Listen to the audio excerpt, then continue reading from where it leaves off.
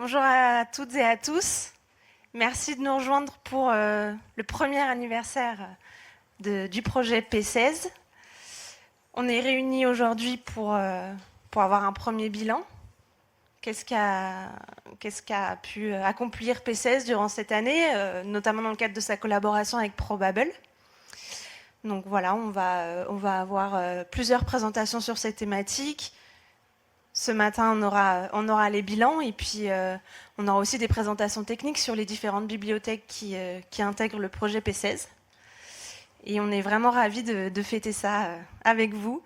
On vous remercie d'être venus nombreux. Certains étaient là l'année dernière, d'autres ont pris le projet en cours de route. Mais dans tous les cas, on vous remercie. Et je vais laisser la place à Sophie Proust, qui est directrice exécutive de l'agence de programme dans le numérique, au cœur d'INRIA, et qui va nous accueillir chaleureusement. Merci beaucoup Julia. Et donc effectivement, je souhaite vous souhaiter la bienvenue pour cette journée annuelle P16. Et tu l'as dit Julia, c'est le premier anniversaire du kick-off qui a eu lieu l'année dernière au même endroit et à peu près à la même période. Enfin, ça devait être en septembre. Et je pense que vous êtes tous, comme moi, venus avec enthousiasme et vraiment dans l'attente de voir les résultats, comme tu dis, les perspectives, etc.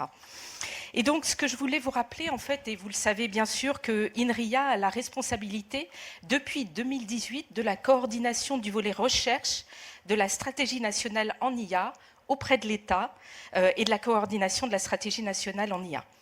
Ce mandat de coordination a été renouvelé en 2024 et étendu au volet enseignement supérieur et recherche, en cohérence avec l'évolution de nos partenariats avec les universités. Donc à présent, ce rôle de coordination fait logiquement partie du programme IA d'INRIA en tant qu'agence de programme dans le numérique, et je salue Fabien Levoyer qui est le directeur du programme. Alors depuis 2018, la stratégie d'INRIA est vraiment sans ambiguïté de renforcer la souveraineté numérique de la France pour la recherche et l'innovation. Et c'est l'occasion pour moi, évidemment, de rappeler, pour commencer, la feuille de route de l'agence de programme. Donc notre mission, vous le savez sans doute, est de travailler aux côtés de l'État pour développer une vision à long terme et piloter des programmes nationaux en associant l'ensemble des parties prenantes, académiques, universités et secteurs industriels. Et donc INRIA préfigure un fonctionnement en agence de programme depuis 2021 et c'est au cœur de notre dynamique de transformation depuis 2018. Voilà. Et donc les principales actions de l'agence, je vais vous en citer 4. La première, la plus importante, c'est de fédérer nos écosystèmes par des actions coordonnées et de créer des synergies finalement entre les acteurs académiques, universitaires et industriels en appui des porteurs de politiques publiques. Nous lançons également et pilotons des programmes nationaux avec des actions intégrées recherche, formation, innovation, répondant aux enjeux de souveraineté numérique. Nous articulons évidemment tous nos programmes avec les programmes européens et nous développons l'attractivité et le rayonnement de la France à l'international. Alors l'agence regroupe 8 programmes thématiques, bien sûr l'IA, mais aussi les programmes allant du calcul scientifique, post-exascale, cybersécurité, système, cloud et réseaux, jusqu'au monde virtuel, et d'un point de vue plus applicatif, numérique en santé, numérique et environnement, et 2 programmes transverses, le programme PIC, qui est le programme de soutien à la recherche à risque, et le programme Apollo pour l'appui aux politiques publiques. Car nous concevons le numérique comme véritablement une vision intégrée, interdépendante, alliant recherche, formation et innovation. Alors, notre méthodologie de travail, elle est itérative et elle permet de développer une vision stratégique et d'appuyer le lancement de projets. Alors, je vais souvent le dire ce matin, mais nos programmes répondent tous aux enjeux de la souveraineté numérique afin de renforcer notre capacité, la capacité, je devrais dire plutôt, de notre société et de nos industries à se transformer grâce au numérique dans un monde contraint et à accroître la compétitivité de notre économie. Et c'est pour ça que P16, Selma, fait vraiment partie de ces initiatives que la direction générale d'INRIA a impulsées ces dernières années pour changer les modes d'intervention de l'État, pour sortir, si on peut dire, du total appel à projet, pour bien distinguer évidemment ce qui relève du soutien de la recherche, et c'est indispensable, de ce qui relève du soutien à l'innovation, à l'impact économique, à notre filière industrielle du numérique. P16 ne serait pas fait sans l'appui du coordinateur interministériel de la SNIA, et je ne l'ai pas connu, mais je veux citer le préfet Vedel en 2021. Il y a quelques jours, nous avons participé, on vient d'en parler avec Florent, avec Bruno Sportis et François Cuny, au lancement de Pionniers de l'IA, soutenu comme P16 par France 2030. C'est la même logique. Nous sommes ici au campus cyber, et donc je me dois de citer notre programme de transfert au campus cyber, qui finalement, dans un autre domaine, a été le premier objet de préfiguration de l'agence de programme en 2021, d'un nouveau mode d'intervention de l'État et d'un nouveau rôle pour INRIA. Toutes ces initiatives sont liées, et il est important que nous arrivions collectivement à démontrer l'impact, l'efficience de l'euro public investi par ces approches. Alors, pourquoi P16 ? Et la dernière fois, je me rappelle, tu l'avais rappelé, Selma, c'est parce que c'est la 16e mesure de la V2 de la SNIA, donc la stratégie nationale en IA, impulsée en 2021, après une première phase qui était très tournée vers la recherche. Les IA clusters ont été lancés en 2018-2019, et l'objectif en 2021 était de mettre l'accent sur l'impact économique sur les entreprises. Alors évidemment, la SNIA évolue, et nous sommes à présent dans la 3e phase, celle de l'adoption. C'est Oser l'IA qui a été lancé par Clara Chapaz en juin, dans lequel INRIA joue un rôle majeur en opérant conjointement avec BPI France, Pionniers de l'IA, et on en a parlé. Donc je pense qu'évidemment, alors vous le connaissez, mais vous allez vraiment comprendre pendant la journée la force de la démarche entamée avec P16, qui s'inscrit dans la dynamique du plan gouvernemental Oser l'IA. Et je l'ai dit, c'est le temps de l'adoption de l'IA. C'est également une démarche que l'on peut qualifier d'usine à projet, avec une instruction de projet, des sélections, un accompagnement et une visée industrielle. Alors, parler de souveraineté numérique, c'est parler de maîtrise et de contrôle, d'autonomie également, et P16 apporte une réponse dans le domaine de l'IA, en contribuant à disposer d'outils ouverts, fiables et pérennes, maîtrisés, et d'où l'importance des compétences, et on va revenir tout à l'heure quand on abordera la formation. L'ambition, c'est de développer et de maintenir un ensemble de communs numériques pour l'IA, couvrant l'ensemble du cycle de la donnée, de sa préparation à l'apprentissage des modèles. Alors, P16 agit aussi comme un levier de structuration. Il identifie, il soutient, il fait monter en maturité des logiciels open source portés par des équipes aussi bien académiques qu'industrielles. Ces communs permettent de répondre à des besoins concrets, qualité de données, apprentissage automatique, explicabilité, fiabilité des domaines, et je pense qu'on va en apprendre beaucoup plus au cours de cette journée. Et donc, pour créer un continuum entre la recherche et l'industrie, la coopération entre P16 et Probable, entreprise à mission et spin-off d'INRIA, Yann, est clé. P16 s'occupe de la pré-industrialisation, c'est-à-dire de stabiliser, documenter et monter en maturité les outils open source issus de la recherche, et Probable assure ensuite leur industrialisation, leur diffusion à grande échelle sous forme de solutions et de services. Ce modèle garantit la pérennisation des communs, leur soutien professionnel et leur adoption durable par les utilisateurs industriels et publics. Alors, après un an, et tu vas nous le présenter, Selma, le programme avance bien. Et donc, ce qui me paraît important, je laisserai évidemment Selma rentrer dans les détails, mais c'est la collaboration très étroite entre le tissu industriel et les académiques, à travers les usages des industriels. Les usages font évoluer la feuille de route de P16, ainsi que les besoins en formation de ces communs numériques, et on est bien dans notre vision intégrée recherche, formation, innovation, et au-delà du développement technologique dans l'accompagnement et l'adoption de l'IA. Donc pour maîtriser ces communs, il faut des compétences, d'où l'importance de la formation. La formation, c'est vraiment un levier essentiel dans la stratégie de P16. Pour qu'un commun soit réellement adopté, il faut que les communautés sachent l'utiliser, le comprendre et le faire évoluer. Et P16, en lien avec INRIA Academy, soutient la formation à l'usage des outils et la transmission du savoir-faire afin de faire émerger une culture commune entre scientifiques, ingénieurs et utilisateurs finaux. Et bien sûr, Probable joue un rôle également, un rôle clé, en développant des parcours de certification autour de certains outils open source pour accompagner leur diffusion et garantir un niveau reconnu de compétences chez les utilisateurs professionnels. Alors, je vous ai parlé aussi du 3e axe de mission d'INRIA en tant qu'agence de programme en lien avec l'Europe. Et donc, dans ce contexte, GENSI a coordonné avec INRIA le projet AI Factory France en début d'année. Ce projet européen a pour objectif d'offrir des services d'IA autour de capacités de calcul hexaflopiques et de mettre à disposition des bonnes pratiques, des espaces de données, des modèles ouverts, des ressources de formation et d'accompagnement pour les acteurs de la recherche et de l'industrie, dans un objectif d'accélérer le développement et l'adoption de l'IA, encore une fois. Et donc, dans ce contexte, dans cet ensemble, P16 apporte le développement de communs logiciels pour l'IA et la science des données qui viendront s'intégrer aux ressources mutualisées fournies par l'IA Factory. Alors, on le comprend, P16 est conçu comme un socle national avec une ambition européenne. L'objectif est de faire en sorte que les communs soutenus par P16 puissent s'intégrer dans les initiatives européennes existantes, comme IA Factory, on vient d'en parler, mais aussi EOSC, European Open Science Cloud, pour le partage de données et de logiciels scientifiques, ou AI on Demand, pour la mutualisation des outils et les modèles d'IA.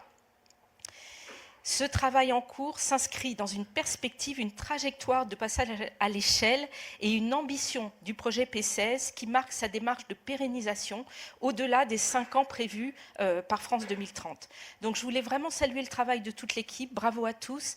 Je vous souhaite à nouveau une très bonne journée et je laisse la parole à Bruno Bonnel qui va s'adresser à nous en vidéo. Merci.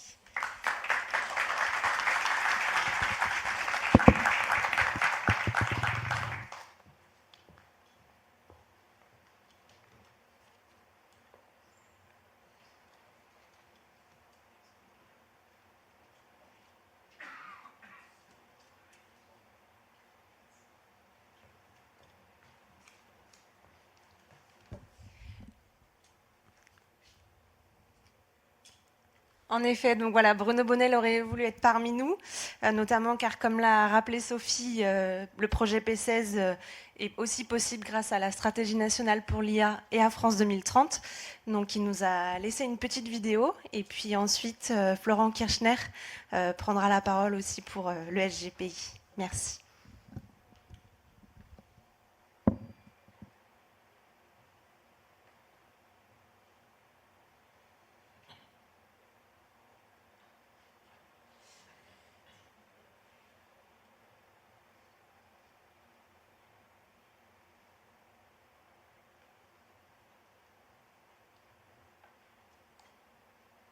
Bonjour à tous, je suis ravi d'être là pour ce premier anniversaire du programme P16. Pour vous dire, en dehors des technologies dont vous allez parler toute la journée, pour vous préciser un petit peu pourquoi France 2030 s'est associé à cette idée et pourquoi nous fondons de grands espoirs dans ces stratégies open source. Donc 1 an après, où en sommes-nous? Vous allez le déterminer aujourd'hui, mais je voudrais quand même vous donner des axes importants. La première chose, c'est que Scikit-learn s'est imposé au niveau international avec des millions, 35 millions de téléchargements par mois. D'ailleurs, c'est intéressant de noter qu'il s'est imposé presque plus aux États-Unis et en Chine qu'en Europe. Il y a encore un rattrapage à faire et j'espère que nous allons le faire parce que derrière tout ça, il y a des enjeux de souveraineté. Il est important justement de se distinguer et en intelligence artificielle, la France n'a pas à rougir entre une société comme Mistral, une autre comme Probable, évidemment le travail de l'INRIA, ce que nous avons fait en finançant également les clusters IA pour développer encore plus de formation dans le domaine de l'intelligence artificielle. Il y a une dynamique de souveraineté importante qui est là, puisque vous le savez, derrière tout ça, c'est l'intelligence augmentée qui se profile, à savoir l'idée d'associer l'intelligence humaine par des outils puissants en open source en ce qui concerne Scikit-learn pour réussir à rester dans une compétition internationale de ces marchés de l'intelligence qui s'ouvrent à nous et qui sont devant et qui feront certainement le 21e et probablement les autres siècles qui suivent. La deuxième chose, c'est que c'est un enjeu de rentabilité. Rentabilité, ça veut dire qu'on parle beaucoup de l'IA comme étant une espèce de concept important pour les entreprises. Néanmoins, il faut quand même les ramener à quelque chose qui est essentiel pour elle, c'est-à-dire est-ce que ça permet de faire des gains de compétitivité, est-ce que ça permet d'être rentable quand on le met en place. Et je pense que là, le travail, encore une fois, de l'INRIA et de Probable montre le chemin de nouvelles stratégies, de nouvelles opérations très concrètes dans les domaines de la banque, dans les domaines de la médecine, dans les domaines de l'industrie. Donc là, des choses absolument très concrètes qui montrent que l'open source est aussi rentable et ça permet de développer une activité économique forte. Donc c'était un petit peu ça le message que je voulais vous passer aujourd'hui. France 2030 soutient ce programme P16 pour qu'effectivement nous protégions déjà notre souveraineté dans ce domaine de l'intelligence artificielle en la gardant ouverte avec une stratégie open source et également nous cherchions collectivement des voies de rentabilité qui vont pouvoir permettre de démontrer que ce n'est pas simplement de l'algorithmie pour le plaisir de l'art et de la consommation énergétique, mais que c'est surtout une nouvelle manière de penser l'avenir et nous comptons évidemment sur vous tous pour nous démontrer que nous avons raison. Donc je serai ravi l'année prochaine de revenir faire le prochain bilan, de fêter le prochain anniversaire de P16 et en attendant, très bonne journée.